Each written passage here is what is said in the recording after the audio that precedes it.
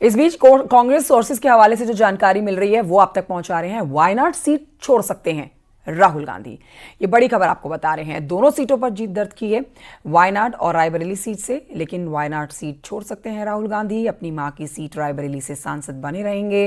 रायबरेली से ज्यादा अंतर से जिताया गया है और यूपी में बढ़िया प्रदर्शन हुआ है, इसलिए राहुल गांधी रायबरेली सीट पर रहेंगे। जो जानकारी मिल रही है सोर्सेस के हवाले से, वायनाड सीट से प्रियंका लड़ सकती हैं चुनाव।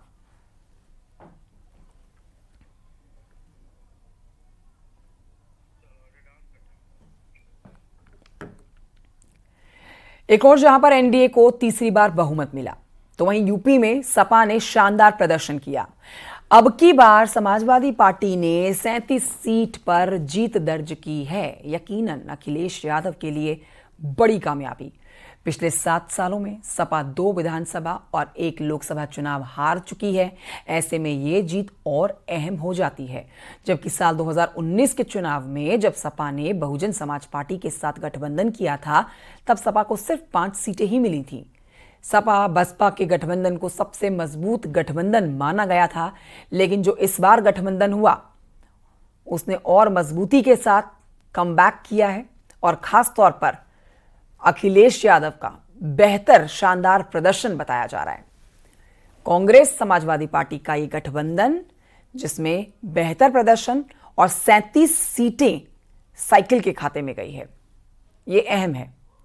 2014-19 का प्रदर्शन आप देखेंगे तो निराशा हाथ लगी थी, लेकिन इस बार बेहतर प्रदर्शन। और जानकारी हमारे सहयोगी लखनऊ से संकेत मिश्रा देंगे, साथ ही अलाउद्दीन देंगे। दिल्ली से भी हमारे सहयोगी पवन गौड़ मौजूद हैं, शिवम प्रताप भी मौजूद हैं। सबसे जल्दी से एक एक आज रिएक्शन ले लेते हैं, क्योंकि आज बहुत अहम दिन है। जीत के बाद का आज का बेहद महत्वपूर्ण दिन। पवन गौड़, आज तो जो जानकारी मिल रही है उस पर आप बेहतर बता सकते हैं कि आज जब बैठकों का दौर चलने वाला है, एनडीए गठबंधन की घटक दल की बैठक अहम है, वहीं इंडिया गठबंधन के भी जो घटक दल है आज की बैठक में मौजूद रहेंगे। दिल्ली में आज क्या हलचल रहने वाली है, ओवरऑल आपकी तरफ से एक जानकारी।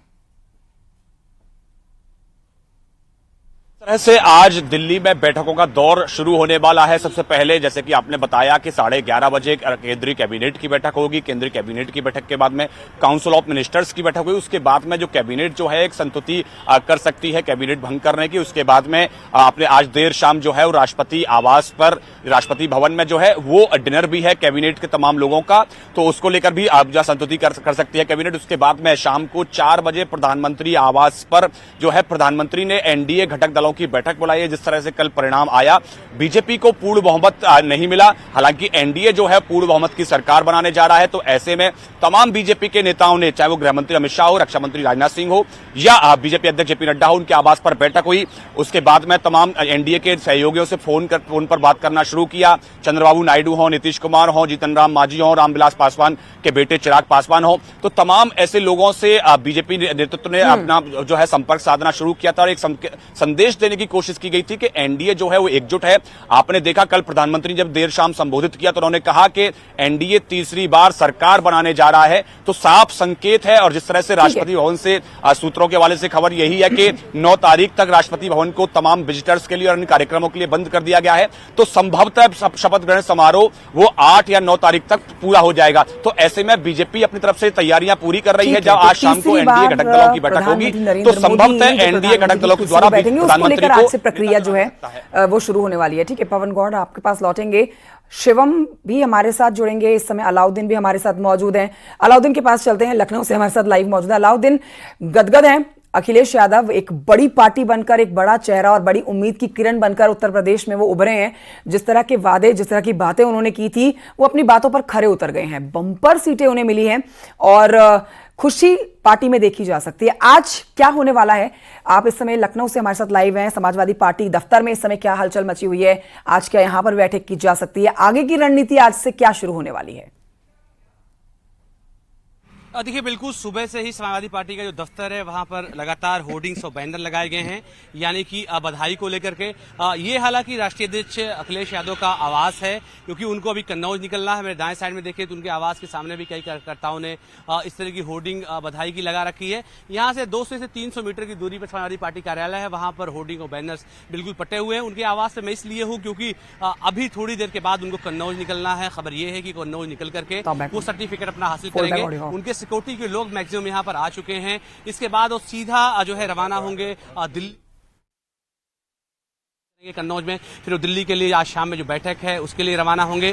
समाजवादी पार्टी का जो अपना इतिहास है वो 35 सीटों का सबसे ज्यादा है। 2004 के लोकसभा चुनाव में जब मुलायम सिंह यादव जी थे, सबसे ज्यादा 35 सीटें मिली थी, लेकिन उस रिकॉर्ड को भी इस बार समाजवादी पार्टी ने तोड़ा। तो बिला शुभा जो बातें आप कह रही थी, समाजवादी पार्टी के राष्ट्रीय अध्यक्ष फिलहाल जो उन्होंने सुबह ट्वीट भी किया है इसके बारे में कि एक बेहतर शुरुआत, एक सकारात्मक शुरुआत उत्तर प्रदेश में होने वाली है।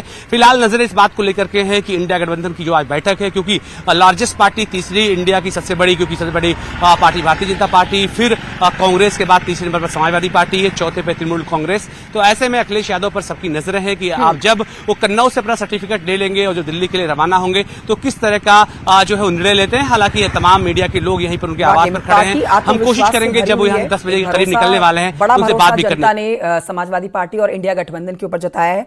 यहाँ लखनऊ से संकेत मिश्रा भी हमारे सहयोगी बीजेपी दफ्तर के बाहर से मौजूद है, उनसे भी एक रिएक्शन ले लेते हैं कि आज बीजेपी दफ्तर में क्या होने वाला है। संकेत, जितनी खुशी और जितनी सकारात्मकता, एक नई ऊर्जा समाजवादी पार्टी इंडिया गठबंधन में देखी जा रही है, वहीं निराशा, चिंतन और मंथन, इवन कहिए कल जिस तरह से बैठक की और प्रेस कॉन्फ्रेंस की गई कि जिस तरह हार मिली है उन सीटों पर मंथन जरूर किया जाएगा। आज बीजेपी दफ्तर में क्या होने वाला है, इस पर अपडेट दीजिए। बिल्कुल जाहिर सी बात है कि भारतीय जनता पार्टी जहां जो एनडीए गठबंधन है वो सरकार बनाने जा रहा है, लेकिन उत्तर प्रदेश से भारतीय जनता पार्टी को निराशा हाथ लगी है। यहां पर 30 सीटें भारतीय जनता पार्टी की कम हो गई पिछली बार की अपेक्षा। तो ऐसे में आज भारतीय जनता पार्टी के राज्य मुख्यालय में बैठकों का सिलसिला चलने वाला है और यहां पर हार की समीक्षा होगी। भारतीय जनता पार्टी के प्रदेश के अध्यक्ष भूपेंद्र चौधरी, महामंत्री संगठन धर्मपाल समेत दोनों डिप्टी सीएम आज इस बैठक में बैठेंगे और लगातार जो समीक्षा की जाएगी कि आखिर कहां पर चूक रह गई।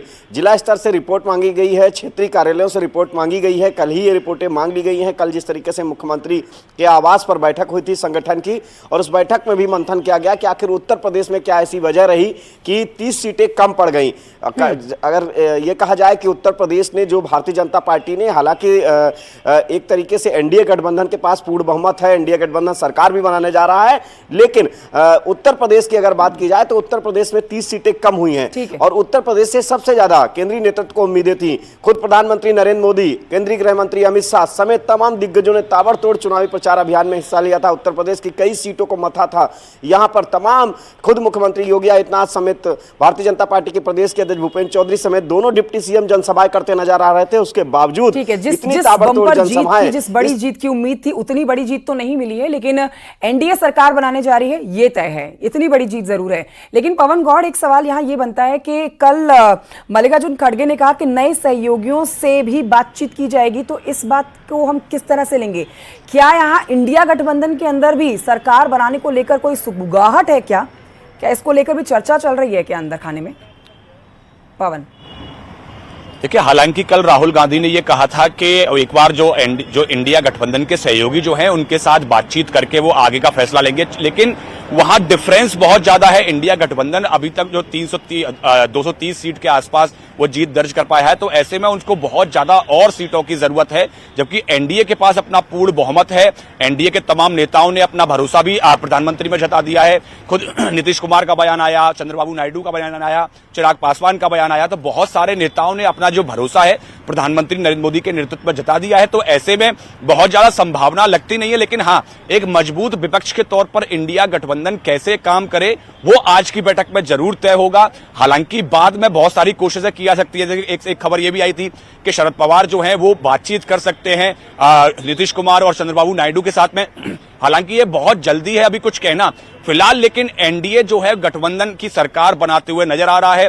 तमाम सहयोगी के साथ आज बैठक हो जाएगी और संभवतः प्रधानमंत्री को आज एनडीए के दल का नेता चुन लिया जाएगा और अगले 1 से 2 दिन के अंदर प्रधानमंत्री सरकार बनाने का दावा भी पेश कर सकते हैं। लेकिन उस पर लगभग एनडीए पहुंचा हुआ है।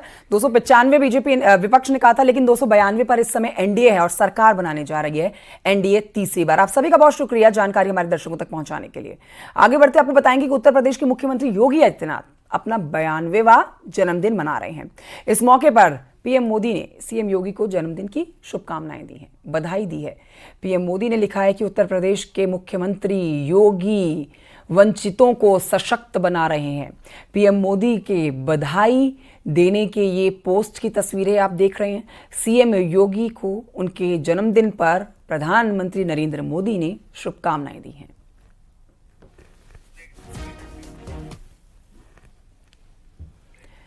और इन खबरों के साथ एक छोटे से ब्रेक के लिए यहां रुकना होगा, जल्द लौटेंगे।